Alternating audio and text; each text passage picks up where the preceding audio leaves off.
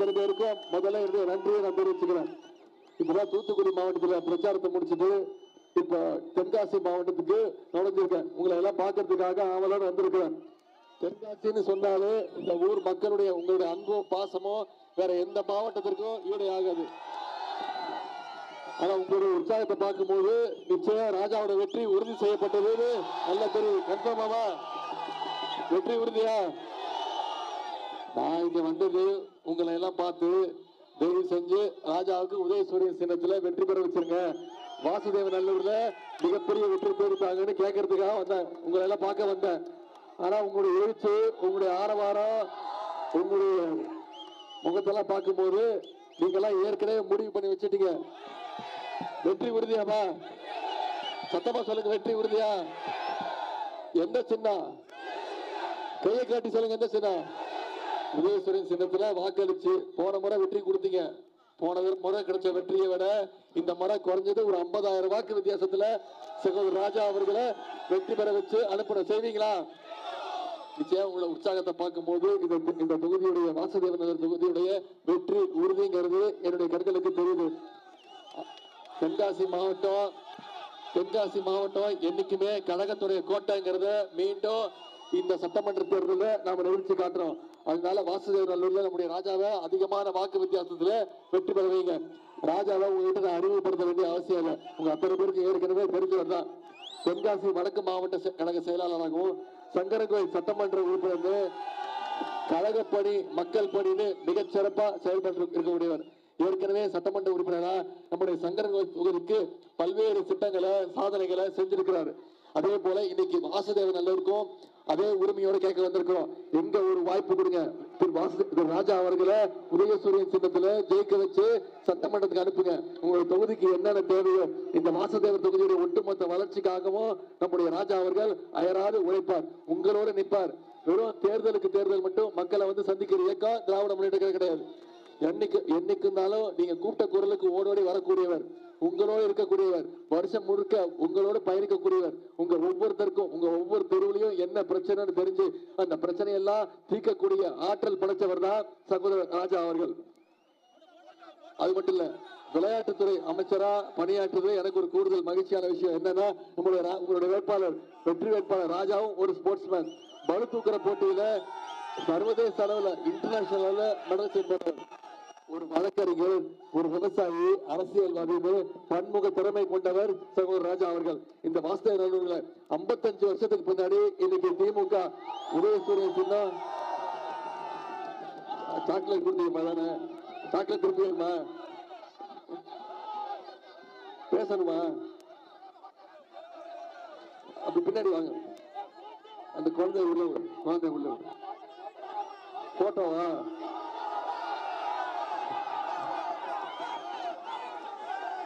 Photo காட்டுறேன். பேசி போறதுக்கு முன்னாடி காட்டுறேன்.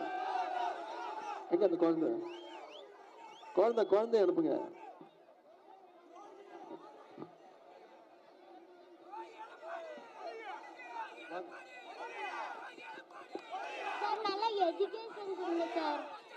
நல்ல எஜுகேஷன் கொடுங்க. நான் உங்களுக்கு சப்போர்ட் பண்றோம். ஆராதனா,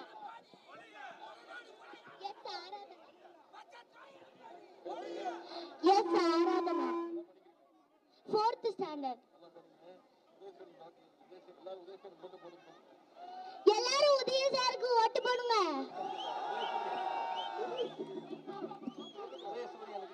எல்லாரும் உதய சூரியனுக்கு ஓட்டு போடுங்க.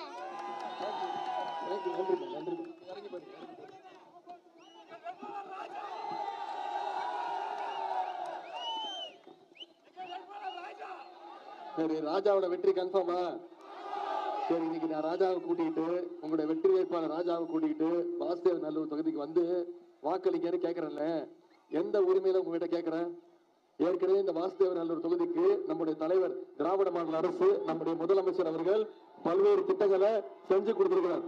அந்த உரிமையில உங்களை எல்லாம் சந்திச்சு வாக்கு கேட்க வந்திருக்கிறேன். சில திட்டங்களை மட்டும் ஞாபகப்படுத்த விரும்புறேன். ஆனா பின்னாடி இவ்வளவு திட்டுறாங்க. மடக்குங்க, அப்படியே கவுத்துருங்க. பின்னாடி மடக்கிடுங்க, வேற ஒண்ணும் இல்லை. மடக்கி வச்சிருங்க. இந்த வாசுதேவ பல திட்டங்களை நிறைவேற்றி கொடுத்திருக்கிறோம். உதாரணத்திற்கு சில திட்டங்களை மட்டும் நினைவுபடுத்த விரும்புறேன்.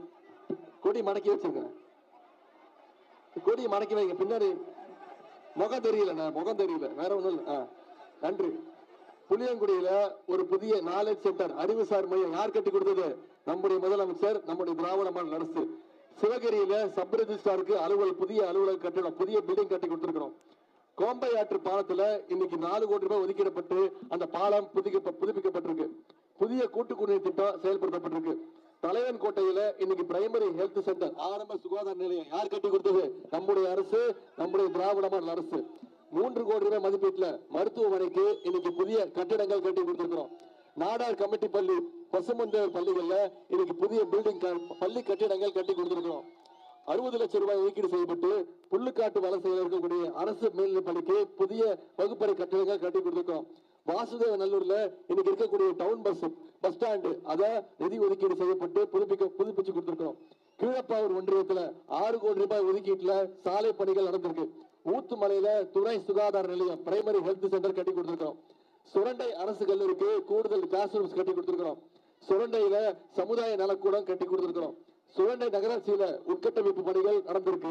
பட்டாக்குறிச்சியில ஒரு புதிய இண்டோர் ஸ்டேடியம், விளையாட்டு அரங்கம் கட்டி கொடுத்திருக்கிறோம். கரிவலம் மந்தநல்லூர் ஆரம்ப சுகாதார நிலையம் இன்னைக்கு புதிய கட்டிடங்கள் கட்டி கொடுத்திருக்கிறோம். பாவூர் சத்திரத்துல நாட்டு நாய்கள் ஆராய்ச்சி மையம், native breed dog research centre அமைச்சு கொடுத்திருக்கிறோம்.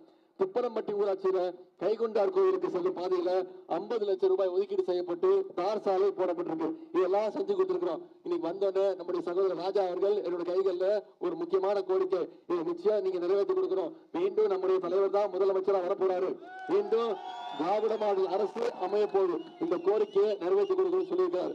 அதாவது புளியங்குடியை இன்னைக்கு தாலுகாவாக உயர்த்தி தர வேண்டும், தரம் மேம்படுத்த வேண்டும் அப்படின்னு கோரிக்கை வச்சிருக்காரு. நான் நிச்சயம் இந்த கோரிக்கைகள் எல்லாம் நிறைவேற்றி கொடுக்கிறேன். அந்த கோரிக்கை நிறைவேற்றினா நான் வச்சிருக்கக்கூடிய கோரிக்கையை நீங்க நிறைவேற்றி தரணும். செய்வீங்களா? நிச்சயம் பண்ணுவீங்களா? சரி, இந்த வாசுதேவ நல்லூருக்கு மட்டும் இவ்வளவு திட்டங்கள் பண்ணிருக்கிறோம். ஒட்டுமொத்த தமிழ்நாட்டுக்கு கடந்த 5 வருஷத்துல நம்முடைய திராவிட மாடல் அரசு, நம்முடைய முதலமைச்சர் என்ன பண்ணிருக்கிறாரு? சொன்னதை எல்லாத்தையும் செஞ்சு கொடுத்திருக்கிறோம். நம்முடைய முதலமைச்சர் பொறுப்பேற்றவுடன் அவர் போட்ட முதல் கையெழுத்து மகளிருக்கு கட்டணமில்லா பேருந்து திட்டம். பயன்படுத்துறீங்களாமா? ஒவ்வொரு மகளிரும் மாசம் 900 ரூபாய் வரைக்கும் சேமிச்சிருக்காங்க. அரசு பள்ளிக்கு மாணவர்கள் போறாங்கன்னா அவங்களுக்கு முதலமைச்சர் காலை உணவு திட்டம், கல்லூரிக்கு போறாங்கன்னா அவங்களுக்கு கல்வி ஊக்கத்தொகை மாசம் 1000 ரூபாய் தமிழ் புலவர் திட்டம், புதுமை பெண் திட்டம் கொடுக்கிறோம். இப்ப சமீபத்துல 10 லட்சம் கல்லூரி மாணவிகளுக்கு இலவச லேப்டாப் திட்டத்தை அறிவிச்சு நம்முடைய முதலமைச்சர் அவர்கள் கொடுத்தாங்க. இப்படி பல்வேறு திட்டங்களை நிறைவேற்றி கொடுத்திருக்கிறோம். இப்போ உதாரணத்திற்கு உங்க அத்தனை பேருக்கு தெரிஞ்ச திட்டம் கலைஞர் மகளிர் உரிமை தொகை திட்டம். போன சட்டமன்ற தேர்தலில் நாம சொன்ன வாக்குறுதி நிறைவேற்றி கொடுத்தோமா இல்லையா?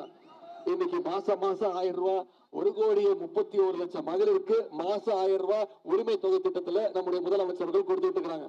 அந்த திட்டத்தை நிப்பாட்டுறதுக்கு அதிமுகவும் பாஜகவும் முயற்சி பண்ணாங்க. தேர்தலை காரணம் காட்டி 3 மாசம் நிப்பாட்டுறதுக்காக நீதிமன்றத்துக்கு போனாங்க. நம்முடைய தலைவர் என்ன பண்ணாரு? முதலமைச்சர், நான் 1000 ரூபாய் கொடுக்கறது நிப்பாட்ட முயற்சி பண்றீங்களா? நான் கொடுக்குற 5000 ரூபாய் இப்ப நிப்பாட்டுங்க பாக்கலான்னு கொடுத்தாரா இல்லையாமா?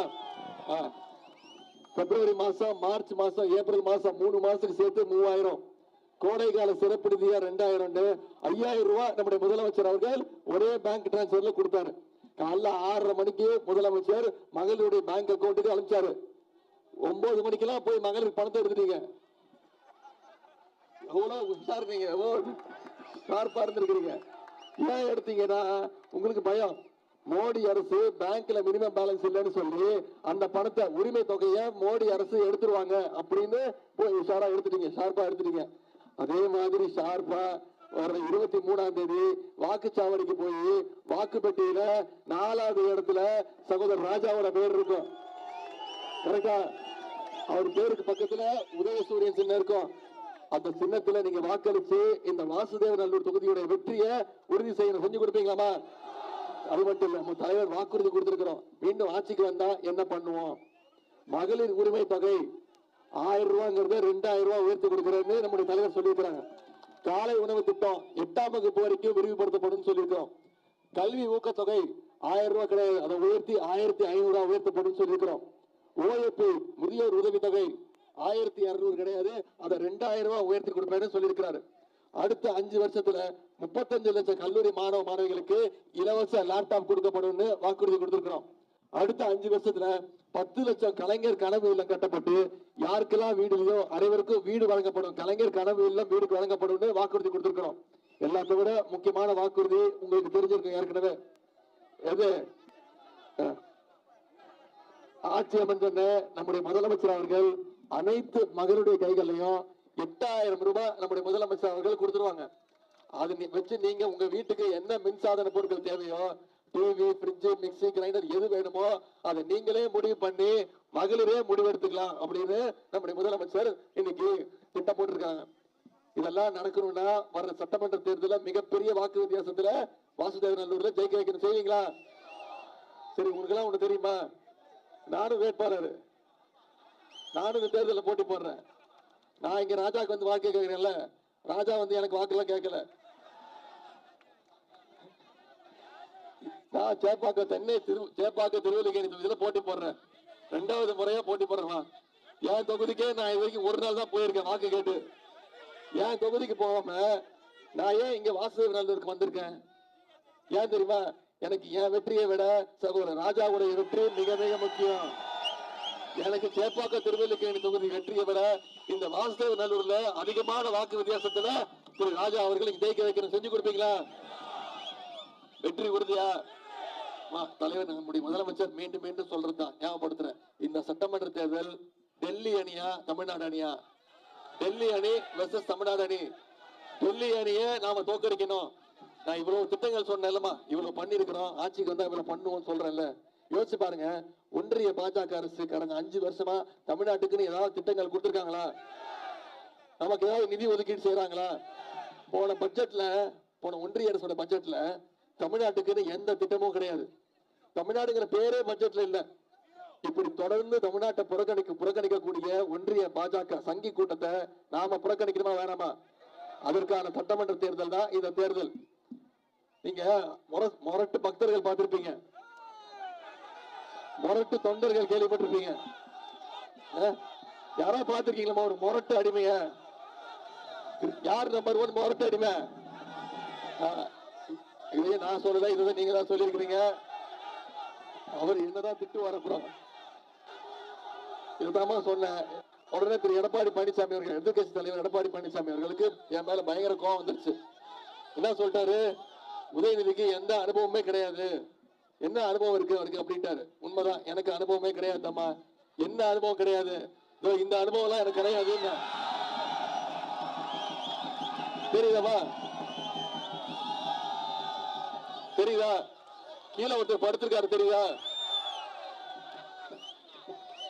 தெரியுதாமா? கீழே ஒருத்தர் படுத்திருக்காரு, கார்பெட்ல. இது இப்படிதான் அவர் முதலமைச்சர் ஆனாரு. எனக்கு அனுபவம் கிடையாது, இந்த மாதிரி அனுபவம் எல்லாம் எனக்கு கிடையாது. பதவிக்காக பொறுப்புக்காக யார் காலையும் போய் விடுற அனுபவம் எனக்கு கிடையாது. யாருக்காக குறிப்பா சங்கி கூட்டத்துக்கிட்ட பயப்படுற அனுபவம் எனக்கு கிடையாது. இந்த அனுபவம் எனக்கு கிடையாதுன்னு சொன்னமா. இப்ப என்ன பண்றாரு? என்ன கண்ணா அப்படின்னு திட்டுறாரு. செத்து போன்றாரு, மேன உயிரை வாங்குறா என்ன அப்படின்ட்டாரு. என்ன இன்னும் கெட்ட வார்த்தையில மட்டும்தான் திட்டல. எனக்கு பயப்பு இல்ல, உங்களுக்கு பயந்துட்டாரு. ஏன்னா போட்டோ கேட்டது நீங்க. இப்ப என்ன தெரியுமா சொல்றாரு?